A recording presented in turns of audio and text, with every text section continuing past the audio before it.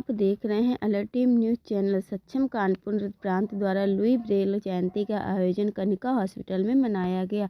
सक्षम संस्था के अध्यक्ष डॉक्टर शरद वाजपेयी ने बताया कि 4 जनवरी के दिन लुई ब्रेल का 1809 में फ्रांस के एक छोटे से कस्बे क्रूपे में जन्म हुआ था।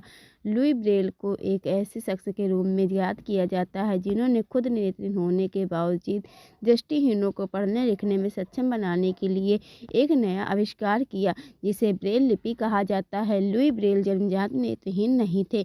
बचपन में एक हादसे में उनकी आंखों की रोशनी चली गई थी। लुई ब्रेल के पिता रेल ब्रेले शाही घोड़ों के लिए काठी बनाने का काम करते थे।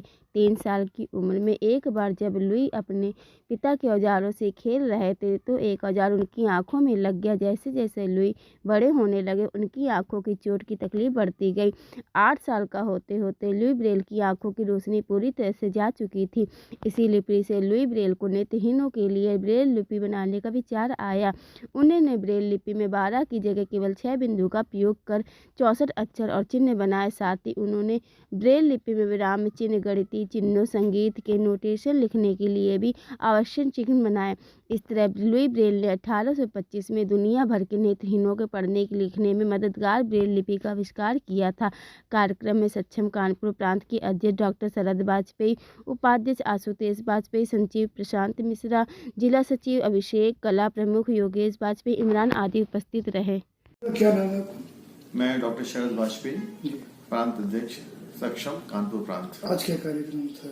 आज विश्व ब्रेल दिवस पर आज के दिन महान शिक्षाविद फ्रांस के लुईस ब्रेल जी के जन्मतिथि को हम मना रहे हैं।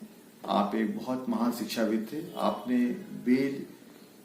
ब्रेल की जो एक विधि का अन्वेषण किया था, उसकी वजह से बहुत से ऐसे ब्लाइंड दृष्टिबाधित जो लोग थे, बच्चे थे, जिनको कि पढ़ने में समस्याएं थी, जो पढ़ नहीं सकते थे क्योंकि वो निश्चित रूप से वो दृष्टि से बाधित थे, उनके लिए ऐसी लिपि का आविष्कार किया जिसकी वजह से आज वो लिपि पूरे विश्व में फेमस है।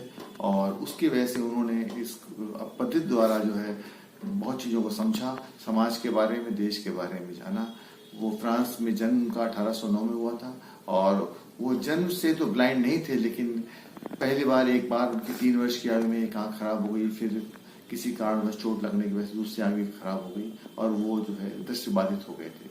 और उन्होंने इस पीड़ा को समझा कि किस तरीके से जो दृष्टिबाधित लोग हैं, जिन लोगों को नेत्र में ज्योति नहीं है, वो किस तरह से समाज में रह करके अपने जीवन चर्या को कैसे करते हैं, उनको क्या क्या समस्याएं आती हैं। तो इन्हीं समस्याओं को दूर करने के लिए और एकदम बिल्कुल आराम से अपने जीवन को सुचारू रूप से चलाने के लिए इस पद्धति का उन्होंने आविष्कार किया।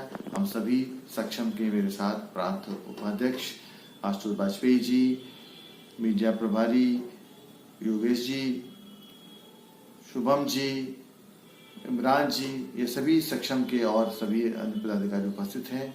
इन सभी की तरफ से मैं इस दिवस पे पूरे सक्षम कानपुर प्रांत के सभी लोगों को बहुत बहुत बधाइयाँ देना चाहता हूँ।